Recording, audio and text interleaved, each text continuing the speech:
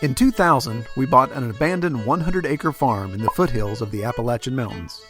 We spent years cleaning it up, built a new house, and now are trying to make it a functional homestead farm. Welcome to Red Tool House.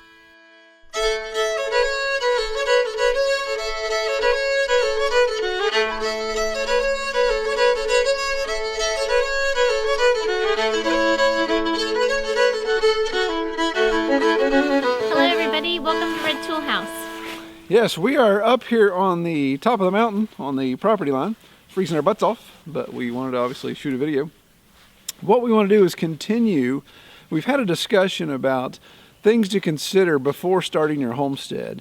And what I'll do is I'll post a link to the playlist of the videos we've done in the past. I'll put it right here. But what we want to do is talk today about, before you start homesteading, if you're looking at a piece of property, you're going to start on an existing piece of property, is assess your neighbors. Do you agree, Kelly? That'd be probably something you need to look at.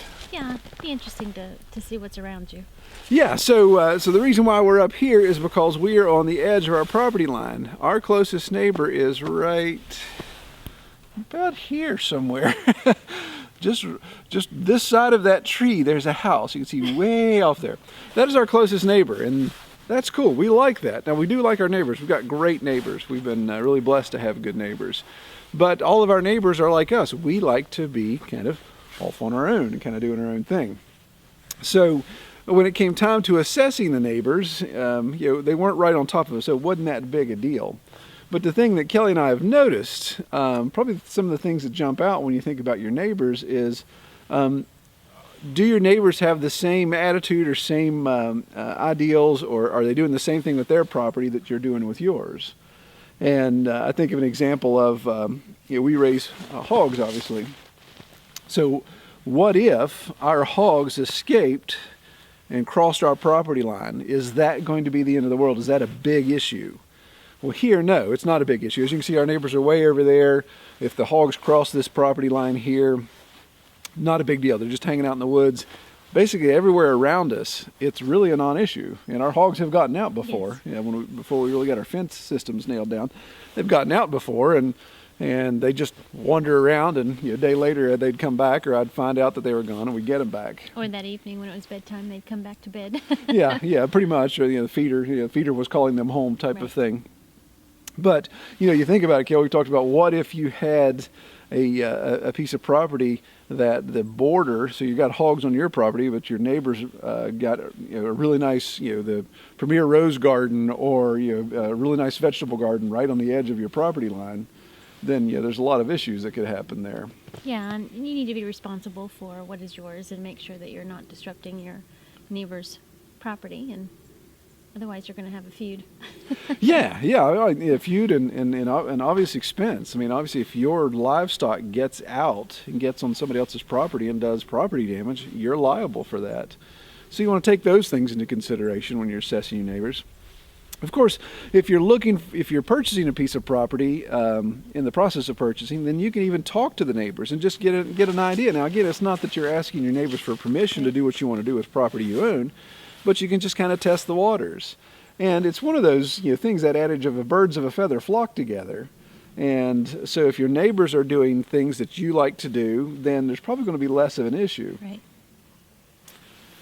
Where that could be an issue, of course, is if they're homesteading or farming and you're homesteading or farming, then just kind of figure out, are there any animals that you're raising, that they're raising, that are cross-compatible or not cross-compatible, some of those issues. I think of, again, pigs is pretty much what we know. If I had a bunch of sows on my property that, I use artificial insemination to breed them, that's how we breed our pigs, and we want to breed them at a certain time of year. So, obviously they go into heat every 21 days, so there's a lot of times throughout the year that they're ready to be bred, but it ain't happening on our place. But just imagine if our neighbor right here had a boar and lousy fence, or we had lousy fence, and that boar picked up that scent, then I could have a bunch of pregger pigs pretty quick. Right. So those are the type of things where just figuring out and saying, well, okay, it doesn't mean I can't have pigs because he's got a boar and I'm afraid of them getting crossbred. No, you just go ahead and put better infrastructure in place. Whereas we've gotten away with years of just a single strand of electric through all this rough terrain and stuff, and there's places where a pig could go under or just go through. You would at that point say, well, I need to invest more in that infrastructure. I need to have better fence. My perimeter fence needs to be spectacular, actually, to keep that from happening. So those are the type of considerations you need to make there. Or also, we've had the instance in the past where neighbors' dogs, we had to make sure that our chickens were protected from the neighbors' dogs. So we've made sure that the fencing for the chickens has been much better than it was in the past. Well, when they were free range. Yeah, and that's a great point. Yeah, I actually didn't even think of that. Back when we first got chickens, as Kelly mentioned, we had them free ranging, and a neighbor further down rolls up on his tractor to talk to me. Well, as like a typical farm dog, his farm dog follows along, and we're over by the blueberry patch doing stuff, and I just hear this horrible squawking noise. I'm like, what in the world? It sounds like something killing our chickens. And so I asked my neighbor, I says, "Did your dog eat chickens?" Well, I heard the noise inside. That's right, you were the inside, house. yeah. So I opened the door into the garage to see what the noise was, and in comes running a chicken with a dog hot on its tail. And I closed the door like, oh my gosh, what just happened? Where did the chicken go? He went hiding in the back bedroom. That's right, I forgot about that. Yeah, so you had a chicken come bolting through an open door because the neighbor's dog's just trying to just kill it, basically, just trying to destroy it. And so I asked my neighbor, I'm like, does your dog chase chickens? He's like, I guess. And I'm like, so I'm frustrated. I'm ticked off. I don't want to be rude to my neighbor, but I'm like, come on, man. You know I've got livestock. I've got chickens, and you bring a chicken killer on the property and don't think something's going to happen. Now, again, he probably didn't realize that I was free ranging, and probably, he probably has a hard time keeping his dog at home when it likes to follow the tractor. So. And it wasn't an issue because it didn't get a hold of any chickens. So. Yeah. How did you get the chicken out of the bedroom? Well, it was hiding back in a corner. There were feathers everywhere. I just went in and was able to capture it and shoo it back out the door. But yeah. It's like, you nuts? I'm not going back outside. There's death out there. Well, I didn't do it till after the dog was gone. Chicken had a heart attack right there in the bedroom. So those are the type of things. And again, I can't stress this enough. Homesteaders, we kind of have a tendency to want to be hermits. And out of this discussion, that's the last thing I want to suggest, because there's nothing like community. Yes. Humans were created to have community with one another. We're not created to go crawl off in a cave somewhere. So even though we like to be on our own, we like to be doing self-reliant things, we like to have our piece of property and have our privacy, there is still great benefit in community.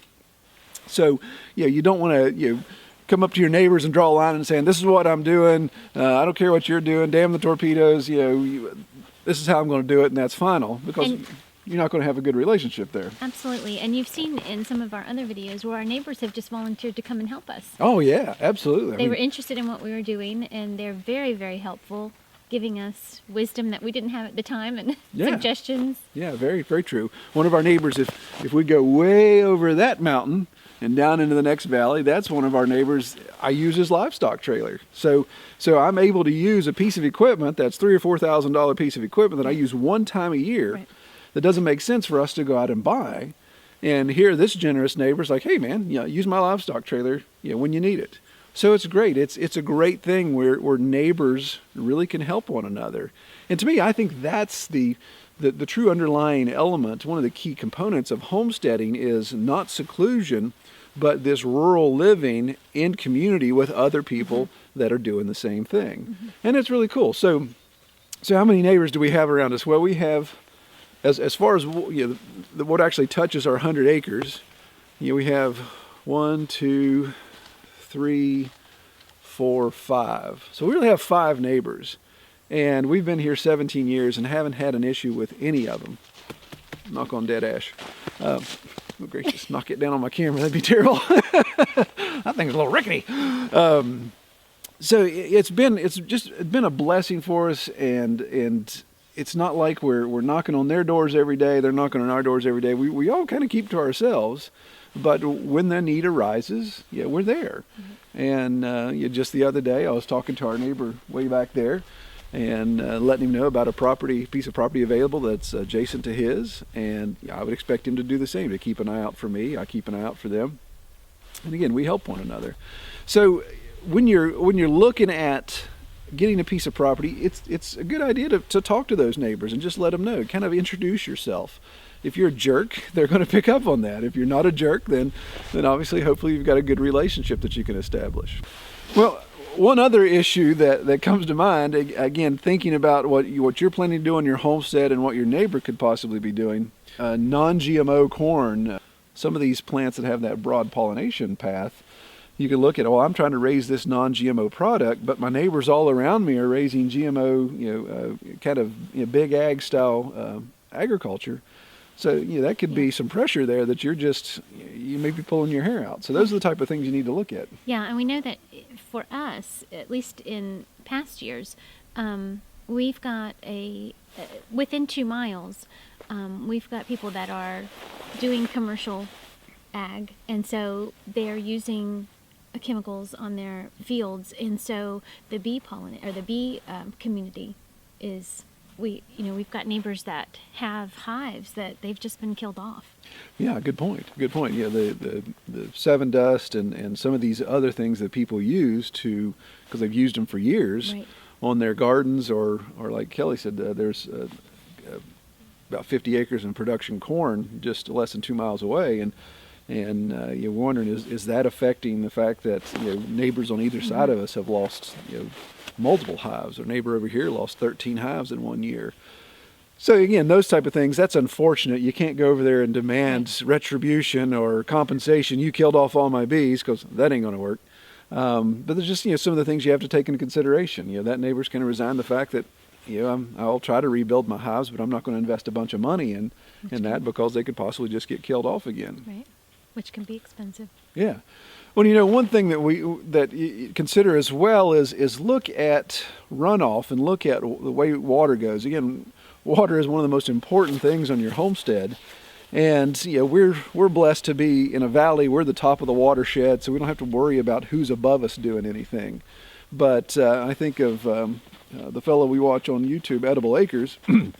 He talks about how there's commercial ag above him. Now, again, he's not, doesn't have a super steep grade, but their runoff comes down across his property. So he had to put some swales and some elements in place to keep that runoff from coming down through his nursery, through these organic plants he's trying to grow, because they're using a lot of heavy-duty commercial ag type stuff. So he had to put a swale in there and get that pointed off property as quickly as possible.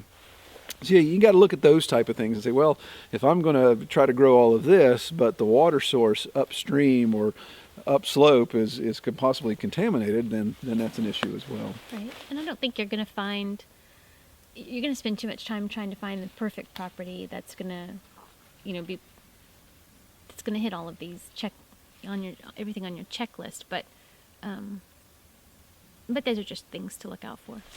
Well, thanks so much for joining us again.